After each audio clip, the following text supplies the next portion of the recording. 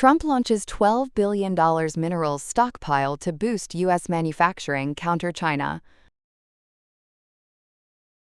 Russia's Medvedev praises Trump while questioning U.S. naval claims. Trump says, hopefully, no need for military action against Iran.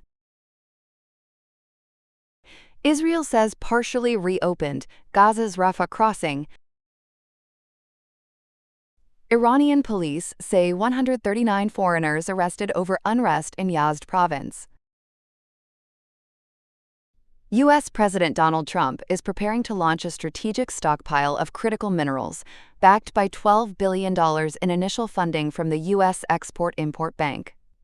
The initiative, known as Project Vault, is designed to reduce America's reliance on China, which U.S. policymakers accuse of influencing global prices for key resources such as lithium, nickel, and rare earth elements.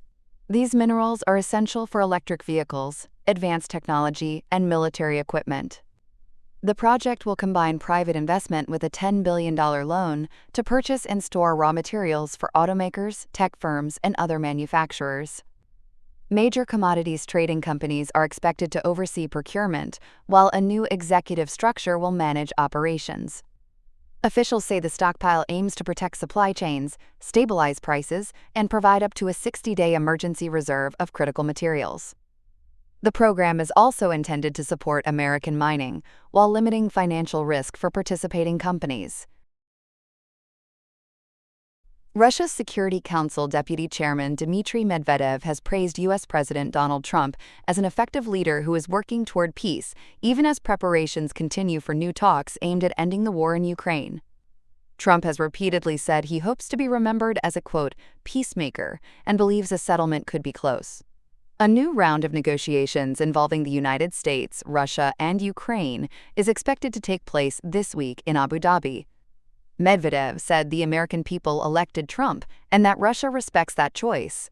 He also commended Trump's willingness to challenge the U.S. political establishment, describing his sometimes forceful style as effective rather than chaotic.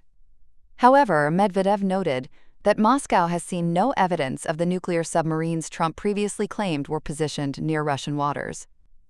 While President Vladimir Putin remains the ultimate decision-maker on Russian policy, Medvedev's remarks are seen by observers as reflecting the views of more hardline figures within Russia's leadership.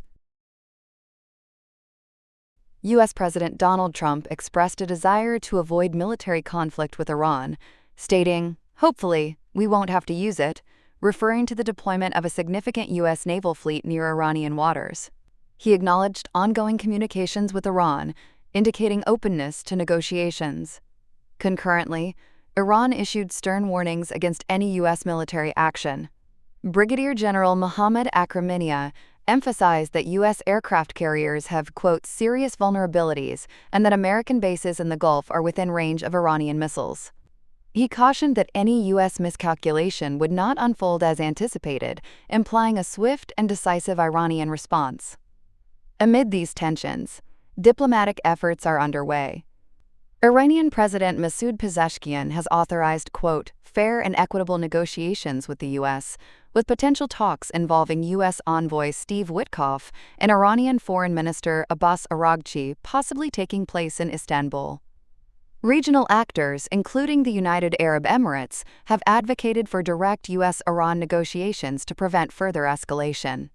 Anwar Gargash, a senior UAE official, emphasized the need for Iran to rebuild its relationship with the U.S. through dialogue. The situation remains fluid, with both nations expressing a preference for diplomacy over conflict, yet maintaining readiness for potential military engagement.